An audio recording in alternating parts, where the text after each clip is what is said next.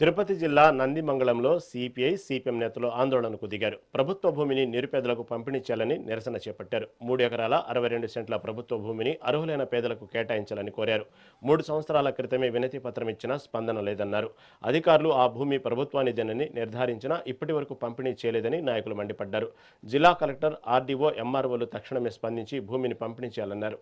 లేని పక్షంలో పేదలతో కలిసి పెద్ద ఎత్తున నిరాహార దీక్షలు, ఆందోళనలు చేపడతామని హెచ్చరించారు. స్థలము 3 సెంట్ల ఇంటి స్థలము 5 లక్షల రూపాయల రుణము ఇల్లు కట్టుకోవడానికి 5 లక్షల రుణము ఇల్లు కట్టుకోవడానికి 5 లక్షల రుణము ఇల్లు లేని పేదలందరికీ ఇళ్ల స్థలాలు